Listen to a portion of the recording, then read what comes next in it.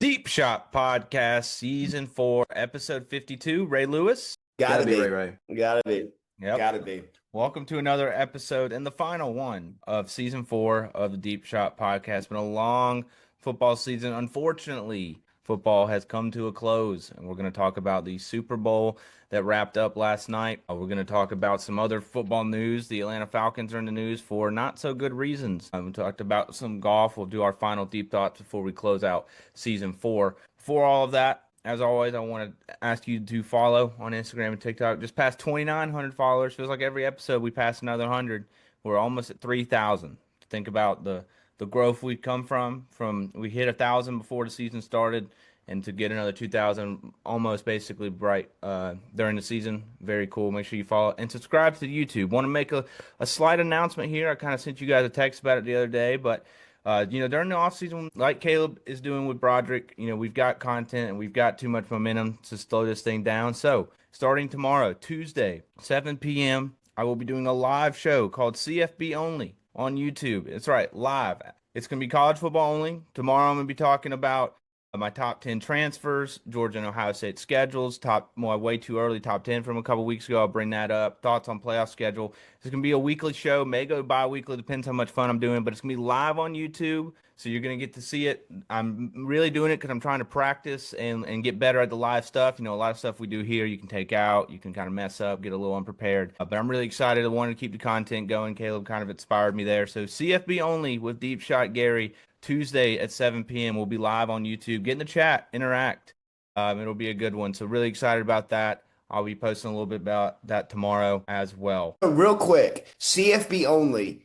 Are y'all gonna be talking about like NBA? No, there will be no NBA, no MLB, no Olympic talk will be happening on CFB Only. CFB Only. Okay, all right. Yeah. So again, Tuesday, 7 p.m. live on YouTube. It'll be a weekly thing, probably every Tuesday at least. I may do it twice a week, depending on how it goes. But I've got you guys should tune in. I've got some really good things I've been working on the last couple days. It's not just going to be me on a screen with nothing. There's going to be visuals. There's going to be some good stuff.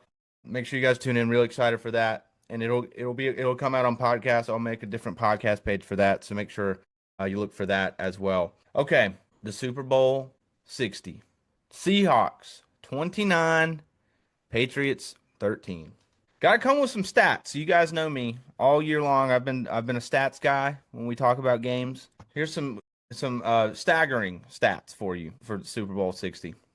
Will Campbell allowed 14 pressures in the game last night, the most in any game or any Super Bowl of all time by one player. 14 pressures. The offensive line in total gave up 6 sacks for the Patriots, and Drake May had 3 turnovers, a fumble, and 2 interceptions. The Patriots offense had 51 total yards in the first half, the second lowest ever in the first half of a Super Bowl. They were 2 of 7 on third downs, never went for it on fourth down. Shout out to Jonathan. He had a no fourth down conversions for the Patriots bet last night. Hit that. And at one point, they had 6 straight 3-and-outs. The Patriots did. And my last stat here I got is they went 47 minutes without scoring a point. But there's something that Caleb said on the last show. Obviously, the Patriots defense, the run defense, number one run defense, which really wasn't the number one run defense, but I'll oblige. Obviously they must have done really well. So here is this Kenneth Walker. Wait, I think there's some typos here. Okay, we got 27 carries for Kenneth Walker, 135 yards. That's 5 yards a carry. Touchdown taken back by a holding call, and he won Super Bowl MVP. Okay. That can't be right. That can't be right. So Kenneth Walker. Yeah, we read the stats, pal. We got it. Over 150 all-purpose yards. Wow, that's crazy. Wow, that's crazy. A team that runs the ball the most, running into a good run defense, that usually doesn't bode well.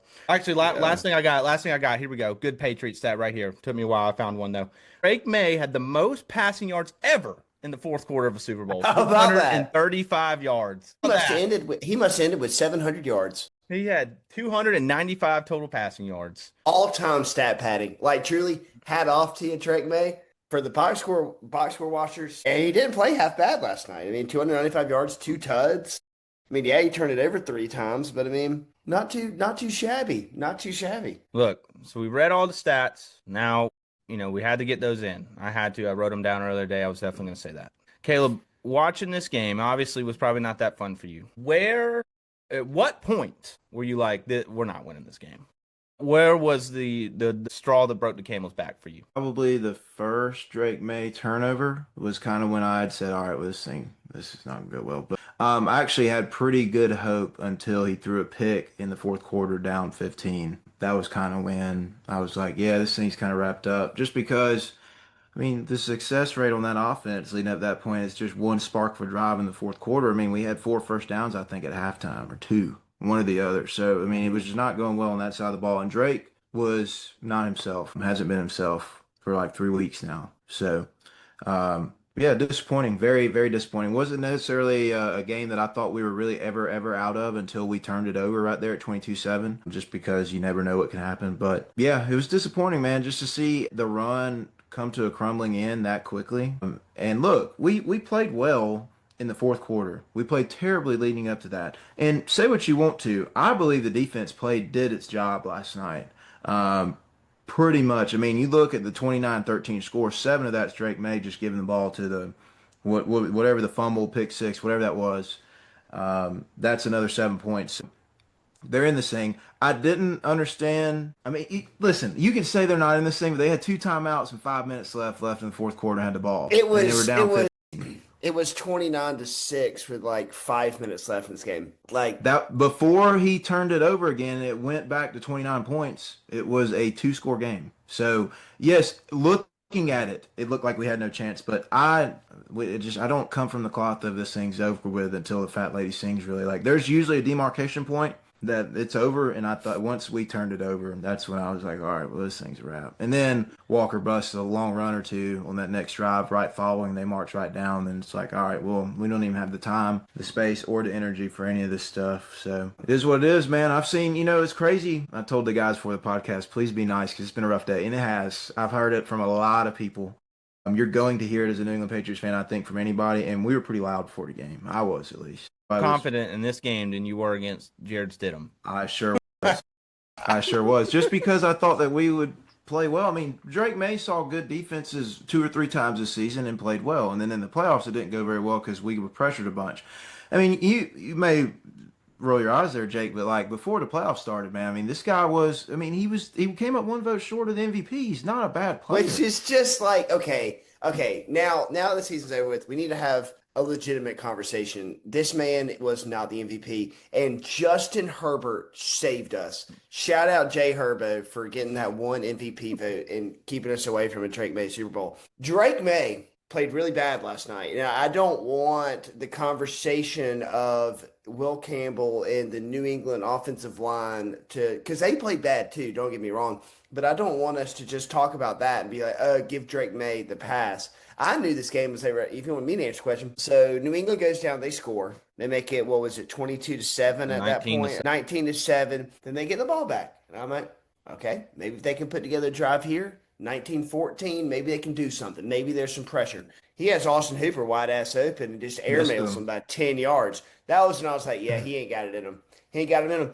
And then later on that drive, he throws a turkey provolone sub Mike's way just straight to Julian Love. Not even a chance for that one.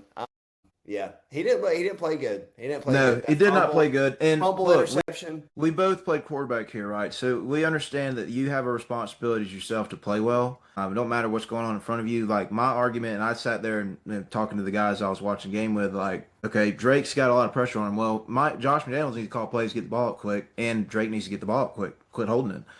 But it is really hard to play football as a quarterback against a team that's really good against the run. You don't have that help there in the first place, and they're in your lap. I mean, Will Campbell was getting pushed into Drake May the entire game, and apparently there were tells on where we were pass setting or running, which is pretty easy to tell if you know what you're looking for on offensive linemen. And we're not talking about white knuckles or not, because everybody wears gloves now. But they were able to just auto blitz calls based on tendencies, and that's what screwed us in the protection game. I mean, they had us mixed up the entire night. Look, Will Campbell, I have to defend the guy a little bit. I mean, he did have the worst game ever. And everybody, I'm going to talk about the short arms just a second. Guy got a knee injury in about week 9, week 10. Hasn't been the same since he came back. Before that, though, he was playing about as good as a rookie left tackle could play in college football or in high school or NFL. Okay, Jake threw me off. So I don't even know what is that, a bird, chicken? It's one of my dog's toys that I feel like looks like Will Campbell. Like Oh my God. look at these little arms. Look at them. They're so cute. Look at them. Anywho, Will is still vertical setting like what he was doing at LSU. If you want to talk technically, basically he's pass setting straight back. If you look at all his reps, because there's a thing on Twitter that you can find all of his pass pro reps. He's going backwards every time he gets contact, every time, and he's just letting people get into his pads in the middle, and they're just walking them. He's got to correct some of the technical stuff that he's got issues with, but the rest of the offensive line's got to play well as well. Will Campbell is not a tackle. I think everybody that was, evaluating this guy thought maybe he could survive at tackle in the NFL, but he for sure could play guard. I think he needs to move to guard. New England needs to spend some of the money to go get a tackle because I think he'll be able to play well there. It's an island at tackle, boys. I mean, there was a snap last night when Uchenna Nwosu just bull rushed straight through Will Campbell, and it was because there was a tight end lined up outside the tackle, so the defensive end it's from here to my front door, and he's lined up. He's back in the backfield in 3 seconds. I mean, they're that good, so it's tough. It's really hard, especially if you're injured or anything like that. He's got to play better. He probably played the worst game an offensive lineman's played in the Super Bowl's entirety. And it was we said it all year, and I said it all year, is our best player was standing behind the worst part of our team. And it's a problem. I mean, whenever you cannot protect the quarterback, you're going to find some issues at some point. We got away with it in other postseason games where we played terribly, and it finally came back to roost here. Can I say something real quick? I mean, it's your podcast too. Okay. So hold on. So I just want your thoughts on a comment you made last night at 8:10. You said, "We suck. The haters were right." Do you agree that the Patriots are severely overrated? And if you did not play the 10th easiest schedule in NFL history and then get a cakewalk to the Super Bowl, that you probably wouldn't be in the Super Bowl. You call that Texans defense a cakewalk? I saw that Texans offense a cakewalk. You got to play the defense, dog. There's plenty of games we saw in this playoffs that were 10-7 games or whatever. They were low-scoring games, take the points. Then that was not even a thing for them. We still played good on defense. It's hard for me to overrate a team that made it to the Super Bowl. I mean, the whole AFC, you got everybody, every swing. AFC was weak. I mean, it shouldn't have been, though. I mean, you got Lamar Jackson, you got Patrick Mahomes, you got Josh Allen, right? I mean, and we ran the gauntlet and got through all that. Then you had an up year from the Jags. You had an up year at some point or another from the Colts. The Texans defense was just as good EPA per play as the Baltimore Ravens in 2002. Was it weaker than the NFC? The NFC had the Bears, the Rams, the Seahawks, the 49ers all in their playoffs. And we left some teams out that were damn good. The conference may have been stronger. We don't get to choose who's in our conference. The New England Patriots, Robert Kraft, Mike Vrabel, nobody, hell, even Liam Cohen and all these other guys in the AFC don't get to choose whether or not they're in that conference or not. It doesn't matter. We got to play what we got to play. The Denver Broncos showed up on our schedule in the AFC title game, and the Houston Texans showed up on our schedule. We won every game except for the last one. I will just say this real quick, just to give a little bit of respect to Drake May and just take it easy on him. I mean, did you see how much it was snowing last night? How can you expect a guy to play awesome through 3 quarters in those conditions? It was pouring down snow. Do you think that his shoulder? He did get a Toradol shot in his shoulder before the game, which means he was hurt. But he threw the ball. You said you weren't worried about that because Mike Vrabel wasn't worried about it. I wasn't, but I mean, it's obviously a factor. You can't. I mean, everybody's injured. I mean, you can't sit here and be like, okay, well, benefit of the doubt. I mean, guy went out there and played. He had to go play well. He did have a Toradol shot in his shoulder, but I mean, like, he just never got a chance to settle down in the game. Even in the Denver game. It became in the third quarter, just before the snow, apparent that it was going to be a control the ball kind of game.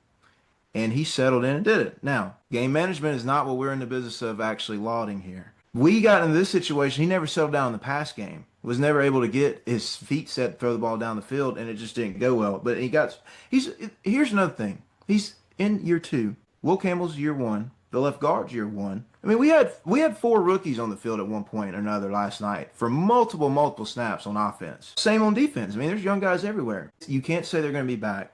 I have confidence that the team's going to be able to compete next year, and I don't necessarily take away the lack of pop, say we may, in the postseason from Drake May to think that he's just toast as a quarterback. I think he'll be fine. Well, we will see. There's a stat that says only what was it? I forgot. It was like the last four. I don't know. Something about quarterbacks to get their first. It was the quarterbacks that go to the Super Bowl in their second year. There's only one that's won. Jalen Hurts. Yeah, but no, even I don't think his wasn't in the second. He came back. He was like the only person to come back in the Super Bowl and win. Win it. The one specifically that played in their second year in the league, which I believe Never was went like back. Marino, Kaepernick, Burrow, and Purdy. Like none of them have ever been back. So that'll be interesting. Let's give some Yeah. flowers to the Seattle Seahawks, though. Look, that defense was swarming. They were obviously the best defense all year long. The Mike McDonald story is awesome. Looking back, I said the last episode he went to UGA, was a grad assistant under Mark Richt for a year, got an internship with the Raiders, and basically kind of just started his whole thing. He was a DC for Michigan, I believe, when they won the national championship, or no, not when they won the national championship, but he was there when they were getting good. And I was there for a couple playoff runs. Obviously, was good with the Ravens, and then least Seahawks in year two. Sam Darnold, I mean. That is a wild story. I mean, he didn't have the best game last night. There was like a lot of plays like he kind of put in harm's way, and the ball just happened to hit the ground or bounce their way. But I mean, they just did everything right when they needed to, and they didn't turn the ball over. They didn't have any plays. Their kicker, Jason Myers, maybe some say robbed of the MVP. But they all their punter. I mean, their punter was nailing everything inside the 10. Yeah, he was. Yeah, he was. Using that coffin corner to his advantage. It was an awesome game for Seahawks. And the Seahawks have now won 2 Super Bowls, and in both Super Bowls, they absolutely dominated the competition. Like, Yeah. absolutely. The last one was one of the guys that was chirping me about worst offensive performance of the Super Bowl's entirety about 8:30 last night when I sent that infamous text. The Denver Broncos are now still the sole possession of worst offensive performance in the Super Bowl still. So I'm so glad you brought that up because that is just fell right into my lap. Drake May had the worst playoff. I saw this in the third quarter. So maybe the 240 yards Changed it stat for padding sure. in the No, fourth. that stat threw out the window. I know what you're talking about there. He had the lowest, what's the EPA. EPA per play of Playoff history. all time, Yeah. all time. And that is below Peyton Manning, the geriatric Peyton Manning, who looked horrible with that Broncos offense. So just to throw that out there. Quick, I do want to give some love because I've been trying to joke around, be funny and all this. Christian Gonzalez, I came after him a little bit in the last pod. He played spectacular. I even said it last night. I was like, if the Patriots somehow figure out a way to come back in the second half, he's Super Bowl MVP. I don't care what happens because there was multiple plays in the first half where that game could have been a much different score. But Christian Gonzalez was able to make some plays. So just wanted to get from there. No, really hats off to Mike McDonald for real though. Like Garrison said, the run, he's been successful everywhere he's been. He's a Georgia boy from Roswell, graduated at Georgia, whatever. Look, he's won more playoff games in one postseason than Harbaugh did with Lamar Jackson in their entire run together. That's an incredible feat. And he did this with a bye week, by the way. Did not even play in the wild card.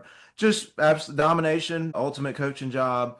Had great players. Seattle's got a ton of money for next year, too, by the way. I think they're like in the top 5 in cap space available for next season, which to talk about both teams in the money perspective, I think New England's going to be fine there, too. They both are going to be able to restructure a bunch of guys to get fair money to spend. And the cap, I don't know if we talked about this on this podcast, cap went up like $35 million this year, which is insane. I think the cap now is like, what is it, like 340 or 330, so whatever. It was like in the 170s. 10 years ago, which is insane. But the team's going to have more money to spend, and the Seahawks, they got to find a way to get Kenneth Walker back. I mean, he's going to be an expensive haul as a free agent this offseason for whoever wants to get him, but there's no way they win this Super Bowl without him. And I know Charbonnet was hurt too, and that guy would even, but I feel like they were better. I think they need to play Kenneth Walker like 20 touches a game minimum. Mm-hmm. Charbonnet's like okay, but I feel like every time Charbonnet touches the ball, it would just be better if Kenneth Walker touched the ball. 1,000%. And Kenneth Walker, just ability to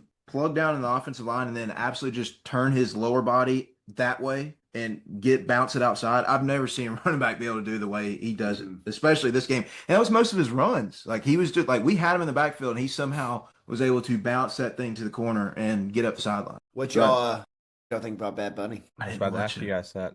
You were watching Turning Point US. I didn't watch either. I took a shower, dude. I was nervous. I took a shower and changed my clothes, dude. It was bad.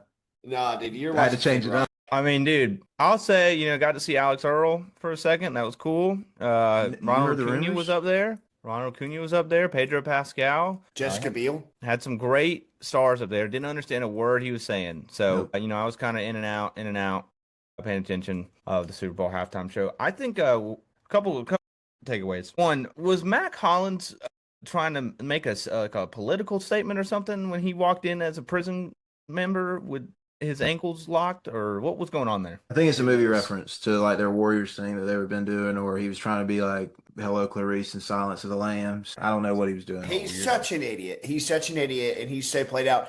I feel like you should at least be good. He's Dude. all right. I mean, the guy's not bad. I didn't watch the halftime show. Like I said, at the halftime, man, I had to get this thing off me. This is actually the shirt I wore in the first half, so I'm wearing it right now. Okay. And then I went and took a shower, went put on my Go Pat shirt that came from Boston, by the way. And yeah, we scored 13 points. We won the second half, I guess, but barely. No, we lost second half, actually. No, we did not. We did not. It's all right. Listen, I'm trying to get some victories here, boys, because it's been, I can't remember the last time a team that lost Super Bowl had worse discourse about their Super Bowl run than New England. Seriously.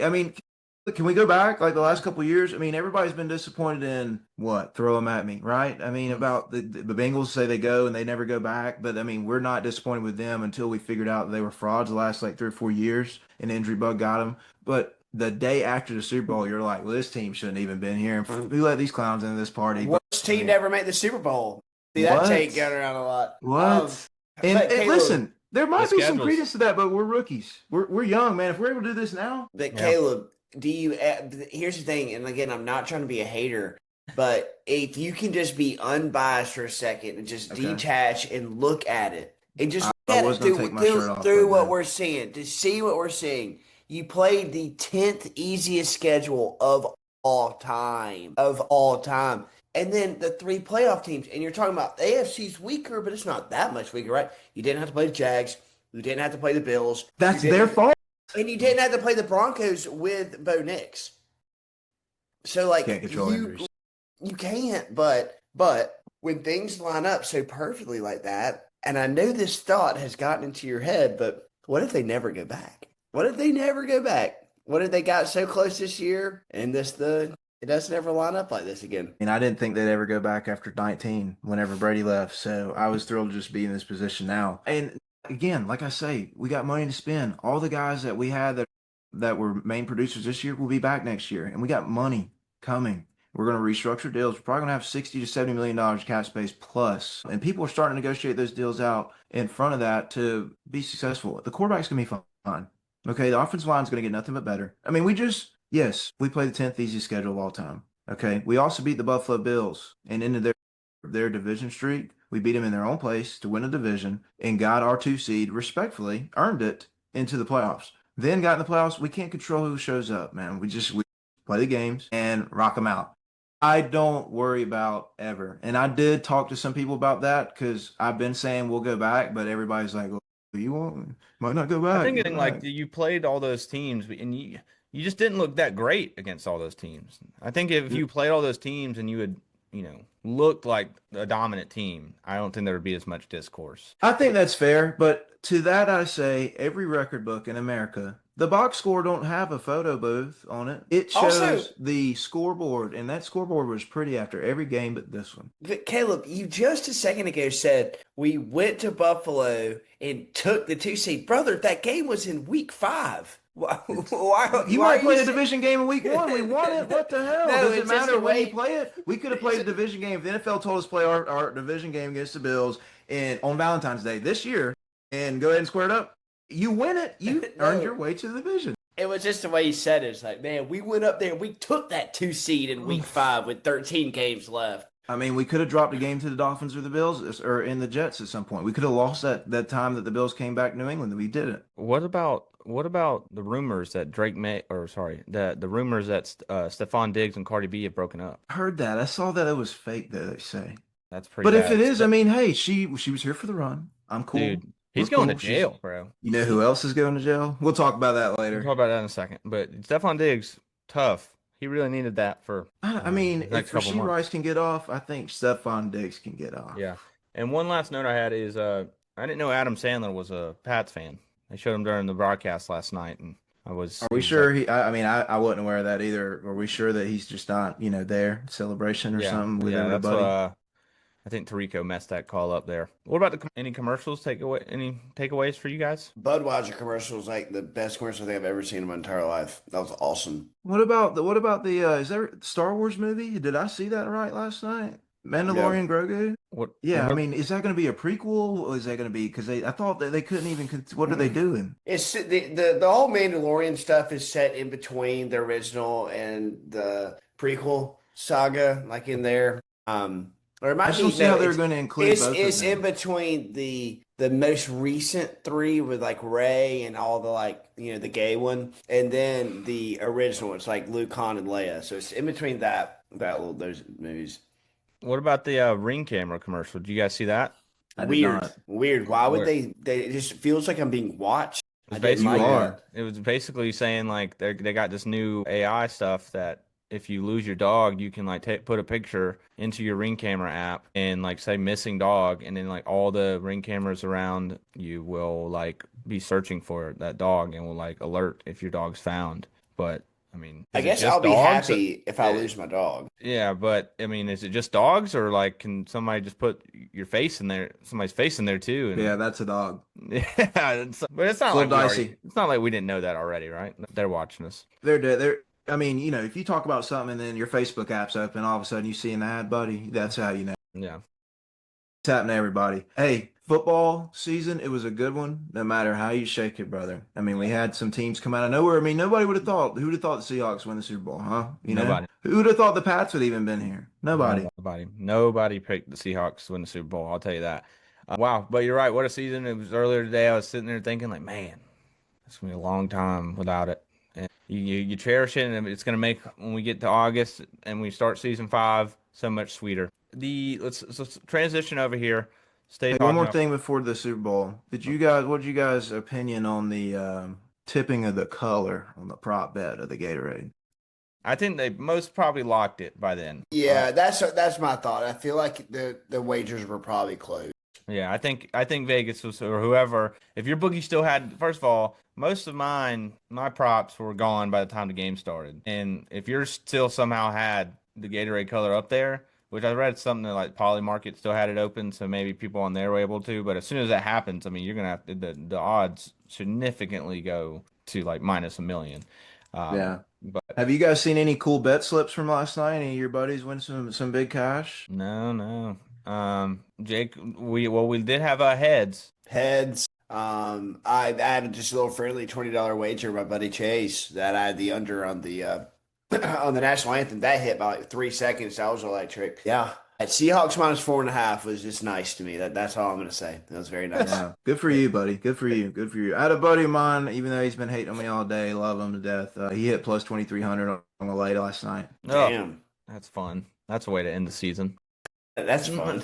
Oh man, I had a bet that should have hit on Sunday morning. Shout out to Ryan. I mean, he sent me a text about some Olympic event, the men's luge, and the guy who won it, Max, I forgot his last name. He was a German guy, but on all the FanDuel odds or all the sports book, he was like minus 210. He was the favorite to win. But then on our account, our obviously legal bookie that we use, he was plus 400. So Ryan told me about it, and we both slammed that down, and the bookie noticed and avoided the bet. So that kind of sucked.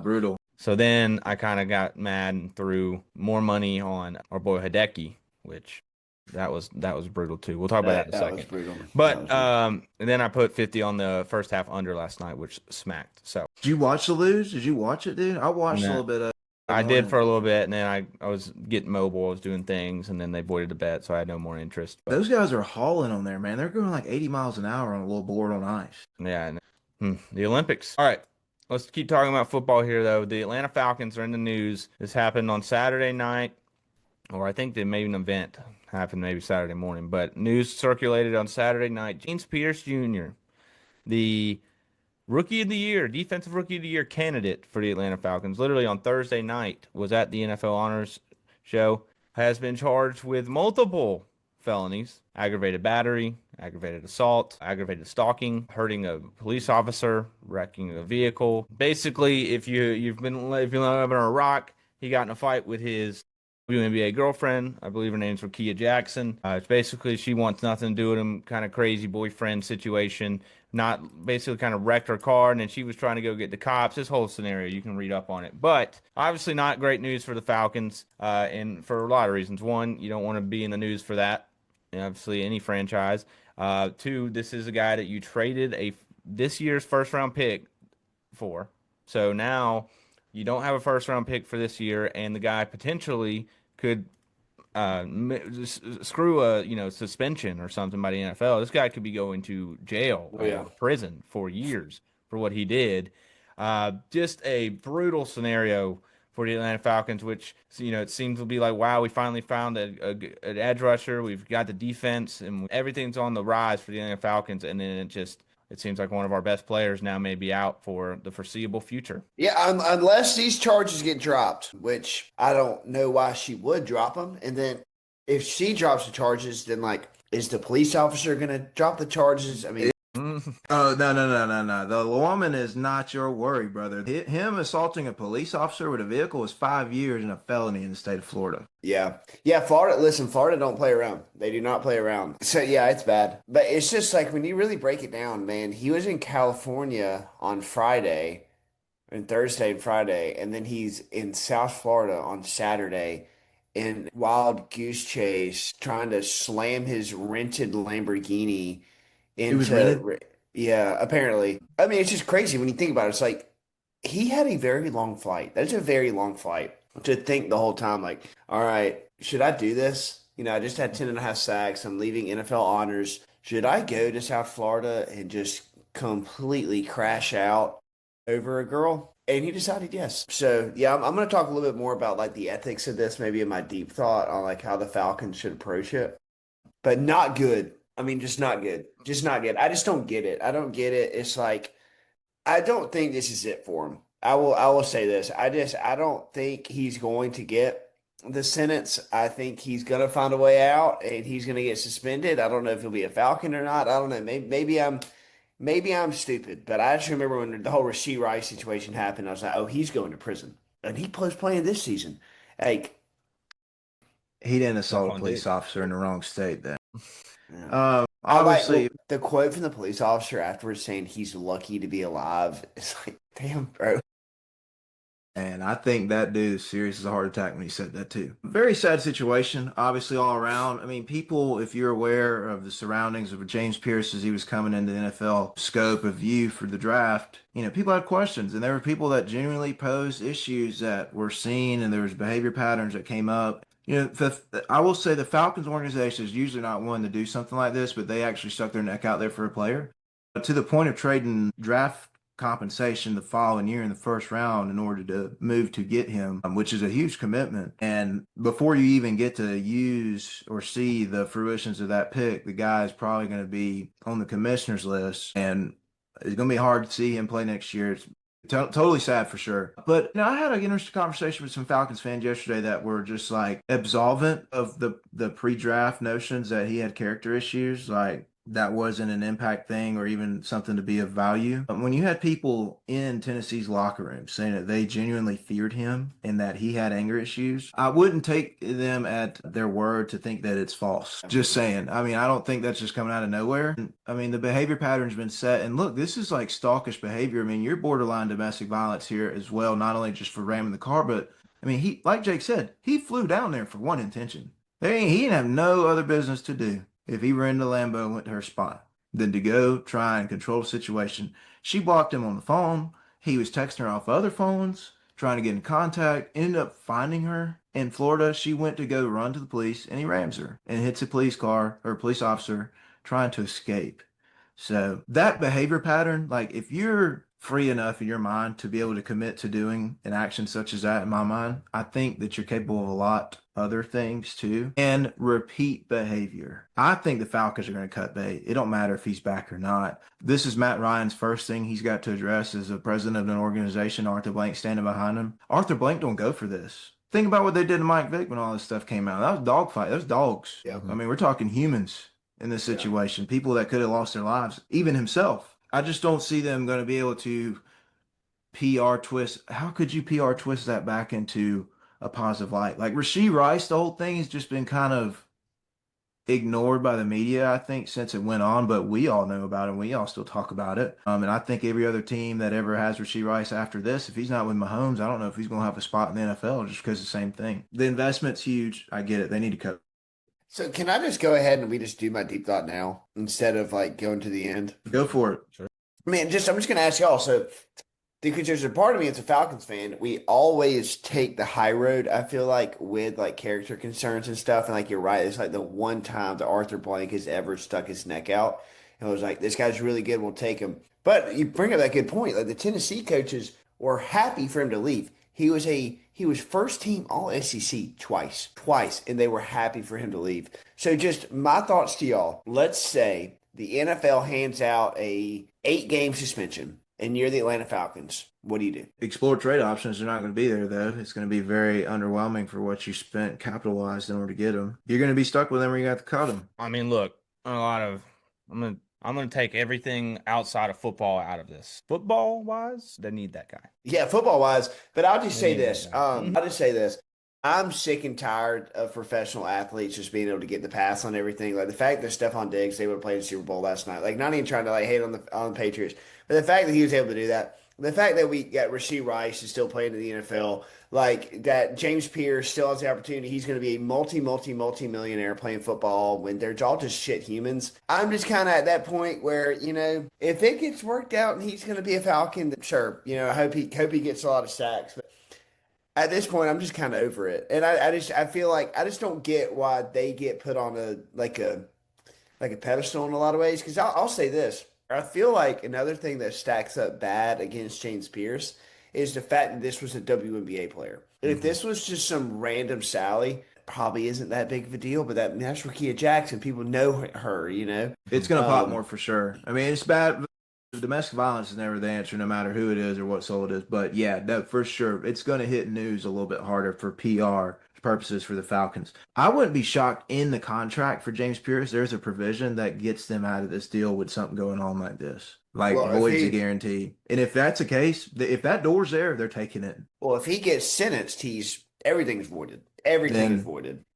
Falcons might just sit tight and just wait the judicial process to go. But, I mean, we're not a political podcast. We don't even try and do stuff like that. We're not lawyers either. However, I do know how the state of Florida conducts business. He's going to have a hard time. Jake lives there. It's why it's the best state in the country, man. We don't play around with it. And I'm being so serious. We do not play around with it. And he's out. He's going to be tough. Yeah. It's crazy that you're going to lose a defensive player of the year potential candidate, like future down the road. Like say what you want to. James Pierce, talent-wise, could have been the best pass rusher in the league in probably 2-3 years. But, I mean, you got to be right off the field, man. And you got to be right in between the two ears. Yeah. In order to be able to do this every day on a day-to-day basis and represent your organization the right way. And he showed trends early on that he couldn't do it. And people still, I mean, when you're that good, man. Listen, I'll say this. I love that blue quarter zip he was wearing. It was really hard. Like, I kind of want to get my hands on that. It was like a whole jumpsuit he had on. Yeah, it was sick. Yeah. I really like it. Somebody said that the police officers were deserving of a flag for holding. That video is nuts, dude. It took like 7 of them to get him down. Yeah. I mean, 6 or 7. Last one of the season. All right. Well, we'll see what happens with that. Let's move over. Just slightly talk about this since Jake brought it up. Put it as his pick, Hideki Matsuyama. So like I said, I was upset that my stolen plus money Olympic bet missed. So Hideki was plus. He had the lead going into Sunday. All right. Let's preface that. He had the lead, and then he was plus 350 on the books to win the tournament at the start of Sunday. And I made that bet. And so I watched probably the whole back 9. And look, he missed what? He made like 3 fairways the whole day. I mean, he was all over the place. He hit 2 fairways. He played 19 holes. He hit 2 fairways. And it was, even with all that, he was still had not had a bogey all day long. Mm-hmm. And then he gets to the 18th hole, puts one in the sand, ends up bogeying the hole. And I forgot the guy that even won. Some fat lard named Chris. It's his second win of the season. He's really good. Dude, well, this fucking guy, he's fucking sitting there getting ready. And Matsuyama, I'll just say this. Look, he He chucked it away. You got to hit it in the fairway. It didn't seem like he knew how to do that all day long. The fact that before he takes his par putt, someone screams, "Get in the hole." And then when he has to go play the playoff, somebody like Someone drops drops a a chair chair. as he's Yeah. in the backswing of his driver. I'm not going to say that like made or break everything, but the mental aspect of golf we all know is so crazy. And when you're ready to take that final shot, now you have to stop, recharge, all these people watching you. It's such a shame, especially for someone who has some money down on it. But yeah, Hideki blows it. Would have been a crazy. He was plus 2,500 before the tournament. Would have been a crazy hit for Yeah. just for the pod to have said that on air in the Waste Management Open. But he chokes it away, and I just wanted to bring that up because I was sad about it. Yeah, I was sad about it too. Like I said, the Seahawks minus 4.5 was nice to me. Hideki Matsuyama would have been really nice to me. That would have been awesome. But it's tough. I like Chris Goddard. I will just be completely honest. I like him. He seems to be a really good guy, a good player. He's a new member of the Atlanta Drive. Um, There we go. EGL. There we So go. I do not hate Chris Goddard. I really did not want him to win yesterday, but it was interesting because like I just didn't get what Hideki wanted to do on the 18th hole. Like why? The Like fact that the playoff hole was the 18th hole too, like he had to go right back to the same one he just whiffed on, and then he puts one in the water. And he doesn't learn from his mistake of okay, maybe I should just put a wood out there, get some distance, and then just if he would have done that on 18, he wins. All he needed was a par. He puts it in the church pews, and then it's like the first shot was bad. The second shot was absolutely horrible. I mean, the fact that it's a professional golfer was not able to get enough loft on the ball to make it just clear one of those church pews. It wasn't like he was right up on it. He had some distance, and I even texted in the group chat. I was like, he honestly got a pretty decent lie. Like it wasn't like that was an impossible shot, and he still skipped the side of the grass, and it wasn't even very close either. Like he got it. It was probably No, got he's like lucky it didn't 4 inches. plug. Yeah, seriously. So he was a ticking time bomb all day, and he made some bomb putts to stay in it. But yeah, I mean, at the end of the day, he probably did not deserve to win it, and Chris Goddard did. Scotty made a late push, so it is what it is. It's a great tournament. Last thing I know, Caleb, you want to say something? Just last thing I'll say: the person dropping the chair and the person screaming, "You get in the hole!" Like as Hideki is trying to make a huge shot, a huge swing, and in a great tournament, a signature event. That's what's wrong with the Waste Management. I came on here last week and I was saying that it's a cool thing, but it just kind of sucks in some regards, to be honest. Like it's cool, but I don't know. That's my thoughts. Yeah. I mean, looking at Hideki, how he was playing, like even once he got to like the 11th hole, he couldn't hit a fairway to save his life. I think he hit what, three all day, which is an insane take for a professional golfer that was leading the tournament at the time. But Jake talked about his club selection. I thought that he took driver appropriately on 18 the first time around because it took water out of play. Like he was hitting the ball so bad off the tee, there's a good chance that three would just splash mountains, man. And he was in the bunkers, and like you said, he plugged, or lucky he didn't plug into the side of it coming out of it on the second time or the first time around. But I mean, that's a hard shot, man, to get the ball up at an elevated green like that with a low club and to get it up that quick in a bunker with a bad lie. I mean, he earned his way there. I think he could have helped himself. If you go back to the hole before, 17, he's 2 feet, 5 feet off the green and chips it 10 feet, 15 feet past the hole and misses the putt coming back. Birdie opportunity. Birdie opportunity. If you want to be a champion, you would have birdied that hole. And he didn't. He parred it. And then he gets loosey-goosey with the driver on 18, can't get out of the bunker, ends up bogeying, and then you go to the next hole. He mishit his same club so bad. I mean, it was 25, 30 yards shorter than what the driver was on the other. That's why I still think driver was the appropriate club even then. He didn't even hit it in the middle of the face. That dude was rattled, man. Yes, it's unfortunate that you have noise going on at those tournaments like that. It's almost like the PGA Tour got too pumped up with the live situation. I think they kind of fed into Waste Management even more the last 3 or 4 years to try and pump it up, and it was already a massive thing. I mean, that thing got like football stadium size stands in there on like half the holes at this point. There's a ton of people walking the grounds as well. Chris Goddard's playing awesome golf right now. I think he's leading the FedEx Cup at this point, and Hideki will be fine going down the stretch. I mean, he's had success at Waste Management before. He won 2 before this.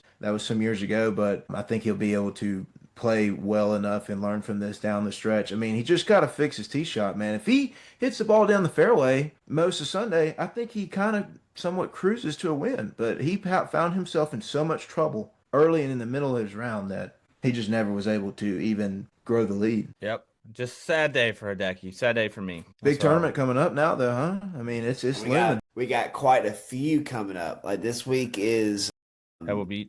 Pebble Beach, and then we got Genesis, right? And then we got the Players coming up. We got the Arnold Palmer coming up. How many days till the Masters? Masters ain't too far. The Masters is in 2 months. Yeah. Dang, It might be today. You know, I applied for those Masters tickets, didn't get them. I had a buddy win the lottery twice. Last year, Chelsea and her family went. Her dad and her sister won, so they all 8 got to go. It was like 8 of them got to go. They kept telling me if somebody backed out, I'd get to go, and I didn't. And then I tried to get on the wave this year. It didn't happen. I know Jake's on that wave. Jake, you gonna be in the Are you going this year, Jake? If I'm ever going to be able to go back again, if I'm being honest. The connection sold their house, so like they were neighbors. It's like they're not neighbors anymore. So.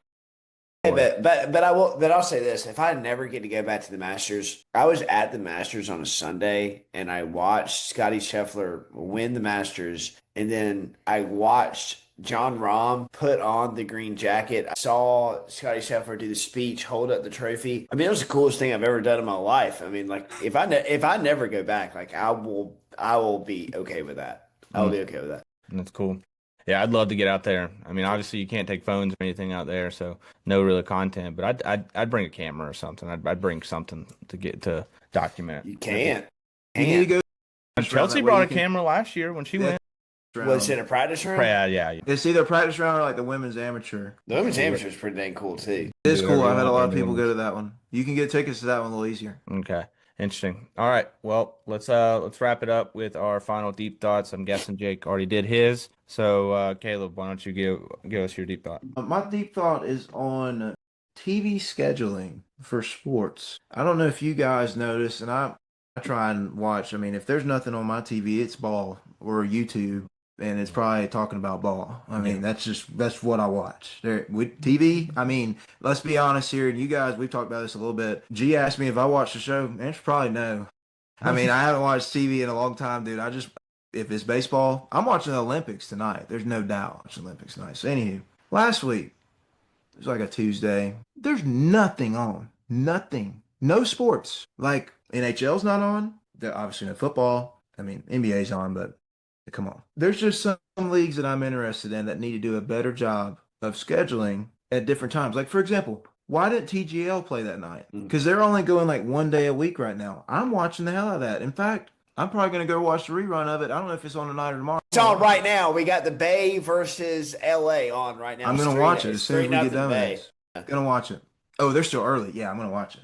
Okay. Why can they play it on Tuesday? And I just think that we see this time and time again. The NFL is doing it right. Let me tell you about the NFL. I don't know if you guys knew this, but for next year, the Super Bowl is on Valentine's Day next year, with President's Day the day after. So we're going to be off work, boys. Yep. We get a Super Bowl and we get to be off work without taking a day next year. That's good scheduling. Yep. That's how you do it. That's how you do it.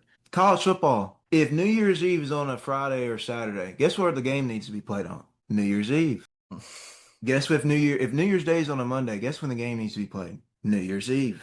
So we can just enjoy it. Like, we got to do this thing right, man. There's a right way to do this for the fans. Get the games on the right day. But we're a long way from football season, so I want to speak to the NHL and the MLB. The MLB sucks with this, by the way. They're the worst. They find ways to put no day games on when there's no sports on that are worth a damn. Like you're watching the Oakland A's and their minor league team scrimmage or something on a Tuesday afternoon. It's ridiculous. Like, why can't we see Yankees Red Sox Tuesday afternoon when nothing else is on TV? I'll watch it. I will be there to watch it because nothing else is on. The NHL, same way. Like, they're playing hockey right now. They could have played the other night. There wasn't a single game on at night. They were all in the afternoon or during the day.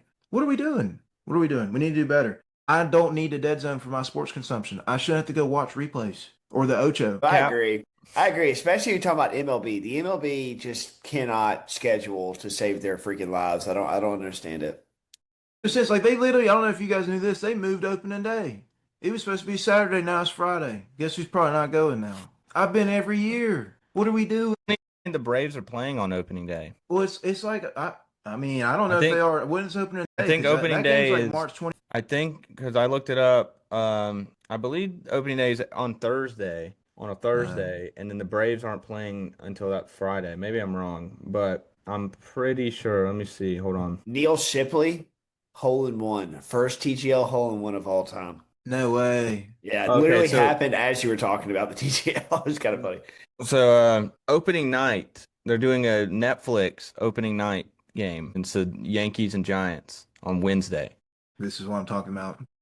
And then Thursday is going to be the next Thursday is opening day. Yeah, and the Braves don't play that day. Yeah, they play Friday at home, and my tickets got moved from Saturday to Friday, or I had to go buy some new Or ones. wait, maybe Kick I'm wrong. rocks. Am I wrong? No, yeah, Either way, they don't play on that Thursday or yeah, they don't play till Friday. How does senseless. every team not play on opening day? Exactly. What are we doing? Get the people in the park, man. Why is opening day not on Friday? Get the people in the park. Let them go off work. It's opening day, whatever. Or make it Saturday. Could you imagine a day game Saturday, just going opening game, just pulling up Be awesome. wherever? Oh, Yeah. it'd be so sick. It'd be such a good day. Oh man, can't make too much sense. I feel like the MLB's always done that. Like the opening day is always like Thursday, and then they have like an off day of that Friday, and then they finish the series Saturday, Sunday. Some go four, but I feel like there's been a lot of times where it's been like a 3 game series played in 4 days. What's senseless to me is the Braves play Saturday day games during the summer. What are we doing? What are we doing? They're 4 o'clock games. Have you been outside in Atlanta in July? They're No. playing 4:15ers. So they can get that primetime slot, and they can give the 7 p.m. primetime slot to the Dodgers. Yeah. That's what it is. All right. Hey, we got breaking news. Do we don't want to break some news on the podcast? I mean, this has just came out. Clint Kubiak just signed his deal to officially become the Oakland Raiders head coach, or excuse me, Las Vegas. 5 years. He said it last night during the That was weird. That was a weird interaction. they asked him, and weird. he was like, "I'm not saying," and he was like, "So nothing official." He was like, "I'm going to Las Vegas." It's weird. Like, why? Come on, Yeah. just let him enjoy the Super Bowl for a second. All right. Well, my deep thought is just gonna be one final thank you to everybody for this season. Look, I know I say it on every show. I'm very grateful for this season. This, like I've said it before, like, to think of what Jake was like, this is going to be the best season yet. It really was, and for a lot of reasons, right? Like this podcast, just to take everybody back. We've been doing this for a couple years, like I think maybe 4 or 5 years, and before then, like it was called the Puzzle Podcast when I first started wanting to do this, and then we moved. It was called Out of Play, and Ryan was doing it with us, and then I took some time off. I started doing deep shot, and at first it was just kind of me, and then I was bringing on Caleb, and then I was bringing on Jake, and eventually somehow we all configured to do this us three together. And then I remember at first we didn't even we weren't even doing seasons. We were just kind of going and going number. I mean, we got to 100, and then something happened. We kind of stopped doing it for a while, and then that's when we started saying, okay, we'll start doing seasons. We'll do it during the football season, so there's easier to do. But even the first 3 seasons. There was not a lot of people that listened, and there was, it was kind of like something we were just doing. And there wasn't like a lot of editing or anything that went into it, not a lot of posting that went into it. It was kind of just, we did the podcast, we put it out, and that was it. And, it's cool, we're doing it, and not to say, for Jake and Caleb, not to diss them or anything, but they come on here, they do the podcast, and they go do their own thing, but for me, it was like, I'm doing a lot of this, I'm doing everything, and I'm putting it out there, and I wanted this reputation. And nothing was really happening. So this year to come in and to really go the extra mile, it started, last year when we had the deep shot party, and then we grew the account to 1,000 followers, and that was really a big step. And then to see the listens this year, it was just I remember I posted the thing Spotify, it was over 500%. Listening increase, which is really cool. The fact that we had people like D. Orlando Ledbetter on the podcast and Keith Brooking, the Keith Brooking interview, was just a monumental moment. It's the most listened to show we ever had. It was awesome. And I've learned to get better throughout the year too. I've, not only doing the podcast, but posting stuff on the YouTube and seeing people enjoy the YouTube, and just seeing the fruits of your labor is really cool, because it makes, again, we all have jobs, we're all doing stuff. But, honestly, I spend a lot of time on deep shot, to see the followers be at almost 3,000, to see the YouTube videos get, 200, 300 views, to see to see the post blow up, to see all that stuff, just really gives me the confidence that this can become something. Like, it's not going to be something we just do, like it's going to be something that, someday, we'll get paid, and it'll be something that we do every day, not because, we're just doing it for fun, but because, we have to, because that's what we need to. And then, I'm looking at this because it is my job. So, just wanted to take a moment because, that's what's kind of all the viewership and all the people listening and how successful we've been is, like with Caleb saying he wanted to keep going and have a show with Broderick, and, me kind of taking that in and being like, what, I need to learn how to get better too. And I want to keep growing it too. I want the YouTube to get better. I want everything I want to come into season 5, with, 10,000 followers, with, 1,000 subscribers on YouTube. And I think that's possible at the pace we're going. So I just want to say thank you again to everybody. Thank you to you guys. This is, again, I've said this before, like, this is the most fun I have, is doing this like twice a week with you guys, and some, editing, and it's a lot of work. Trust me, it becomes exhausting. I'm up late night, but nothing more satisfaction I get and gratitude than when I look at how many people are listening, and I know it's it's not all for nothing. So this has been awesome. Sad to see it go for right now, but again, we're gonna college CFB only starting tomorrow. Caleb's show with Broderick coming here soon for Braves baseball. We're gonna keep growing. I mean, I listen to these two guys talk about golf. I'm like, man, we need a golf show on here. Uh, Deep Shot Podcast, Deep Shot Sports. If you've been here from the beginning, thank you. If you're new here, thank you. We're gonna keep going, and I just want to say thank you all again. So this has been awesome, and yeah. Best season yet. I mean, it wasn't even close, honestly. Like, second best season, season 3, season 4 was like 18,000 times better. So yeah, it was fun. I appreciate y'all too, guys. Appreciate the listeners. Wouldn't be here without y'all. So yeah, it's an awesome time, truly. It's always cool to hear too, like, me and G at least, Jake's a long ways away, but still near and dear in our hearts. But me and G run the same circles here and there, and to hear, like, when we're out and about, like, some of our friends just being not only supportive of what we're doing, like, in the moment, whether it's clipping something there or buying the merch, wearing it, but like engaging conversation about what we're talking about, and, like, bringing up the points. Like, it's almost as if we're still having a conversation with you guys as well that are in the audience to be with us and share the time. Like, you guys are giving just as much of an investment into us almost as you can versus what we're giving to you. And I salute that, because I think that you got to start somewhere, and the base of people that are with us and listen every week and support, I don't think they're going anywhere anytime soon. And we're just only going to add to the boat at this point. To Garrison specifically, I got to give a shout out. First of all, just say, for those that may or may not know, there's very few people on this earth I take a bullet for. One of them is the guy that's his podcast. He's a very well-deserving head of the ship when it's going in the right direction, and he deserves every flower. Anytime you see him out, give him a little bit of a pat on the back, man, because this whole baby is his, and he devotes a ton of time into it. And yes, we come in here and blabber and give our takes, and I wear my Patriots gear. I thought about wearing a paper bag tonight, but I didn't, and we do the dumb stuff or whatever. But it starts, there's a home base for everything, and Garrison embodies that for this podcast. Appreciate you, my brother.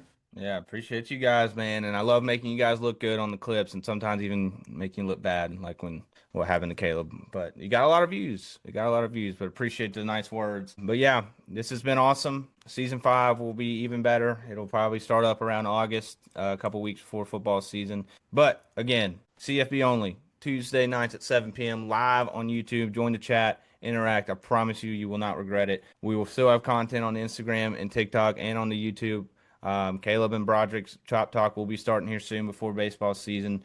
I mean, who knows? Maybe a PGA Jake will be here soon as well. Maybe the listeners need to look out for a draft preview. There will be. We will be here at one point. Do we always do that? A draft preview and recap. We'll always do that. So when the draft comes around, you'll be back. We'll be back for a little bit there. But for one last time, for season 4, for Jake, for Caleb, I'm Gary. Thank you all for listening. Deep Shot out.